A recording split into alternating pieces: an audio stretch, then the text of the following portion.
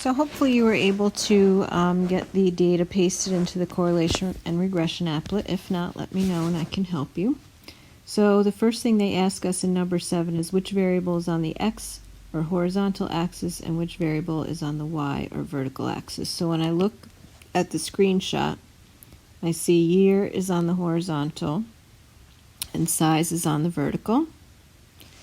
So on the horizontal axis is the year, and on the vertical axis is the size. And as they say here, typically the explanatory variable is on the x-axis and the response variable is on the y-axis. So what we're looking at, the picture of all the points, is called a scatter plot. And they ask you in number 8 to create a rough sketch of the scatter plot, which obviously you don't have to do because you have it right here in screenshot form. But it says, show that you understand how a scatter plot is created by circling the dot on the scatter plot corresponding to a plate made in 1958 that's 10 inches in diameter. So when I'm looking at the scatter plot here, I can estimate where 1958 is, and based on the scale on my vertical axis, I can estimate about where 10 inches is, and I'm going to circle the point that goes with that plate. So year 1958 and diameter 10 inches. Now, FYI, if you're in the applet, you can point and click on any of the dots in the scatter plot, and that dot will turn red, and then you can't see it in this screenshot, but right underneath this add remove observations, you'll see a button pop up that says delete, and it'll give the coordinates of that point. So you could take it out of the data set, or you could just see what the coordinates are, what the year and plate size are. Okay, now when describing a scatter plot, we look for 3 aspects of association: direction, form, and strength. So the first one, direction, the direction is either positive or negative. And I've got pictures here in the margin of a positive association where as you read from left to right, the points tend to go up, versus a negative association where as you read from left to right, the points tend to go down. So they ask in number 9 whether the association between year and plate size is positive or negative.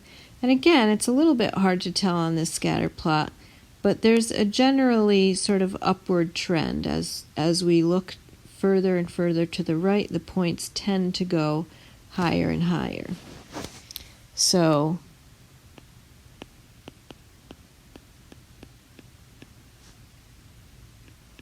the direction is positive, and it says interpret what this means in context.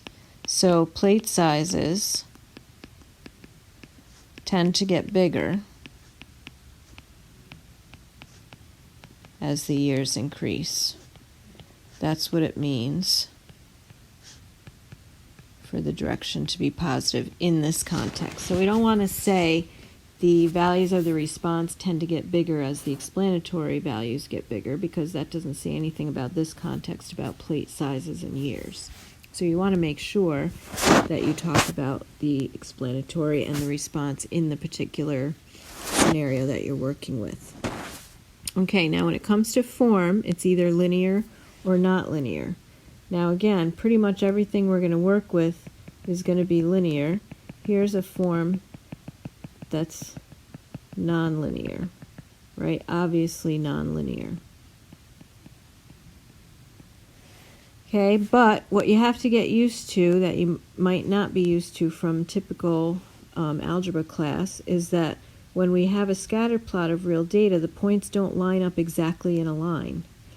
And just because they don't line up exactly in a line does not mean that the association isn't linear, right? So the form in this case is linear because, as they tell us here, in general, assume the form is linear unless there is a compelling or strong evidence that it's not.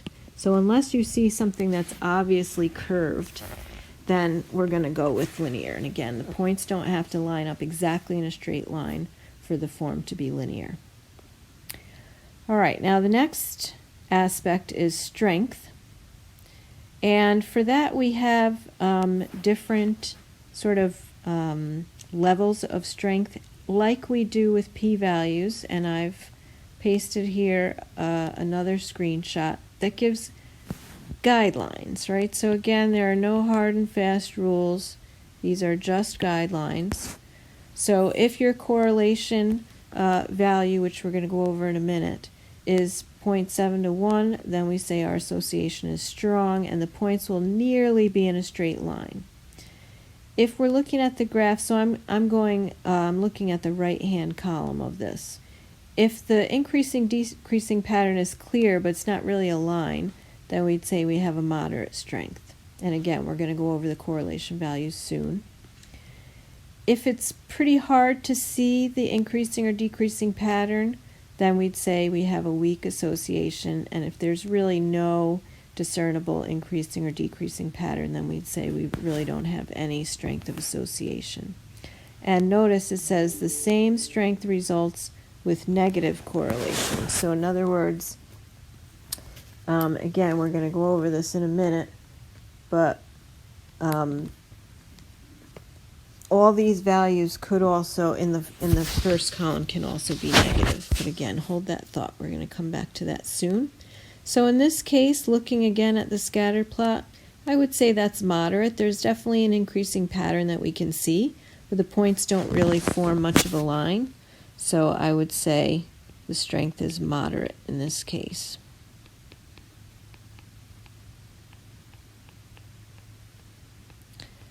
Now, another thing, they only said direction, form, and strength up above, but I would also include unusual observations in that as well as part of our summary. Now, unusual observations don't fit the overall pattern, but again, you have to be careful because a lot of students take either the furthest to the right or furthest to the left point and automatically say they're unusual or the highest or the lowest point. As long as it fits with the rest of the pattern, then we don't consider that unusual. So in this case, I would say there are no unusual observations. So you have to get used to the idea that just because things don't fall exactly in a straight line doesn't mean that something is unusual. If it fits the overall pattern of the scatter plot, then we don't consider things unusual. So one of the things they mention here is the largest plate diameter was 11.5 inches. And although that's the largest diameter, it again fits with the pattern in terms of what year it's in. But they say if that plate had been manufactured in 1950, then we'd be looking at something unusual. So here's the point that has diameter 11 inches. And again, it's not considered unusual, but if it were over here in 1950, then that might be considered unusual compared to the rest of the pattern. All right, so again, just have to steel yourself or get used to the idea that the highest or lowest or most right or most left point is not automatically considered unusual. If it fits with the general trend of the points, then it's not unusual. Now they also have the paragraph here about influential versus outlier. That's probably a little more in the weeds than we want to get into, so you don't have to worry too much about that, but you might want to read it just for your own edification.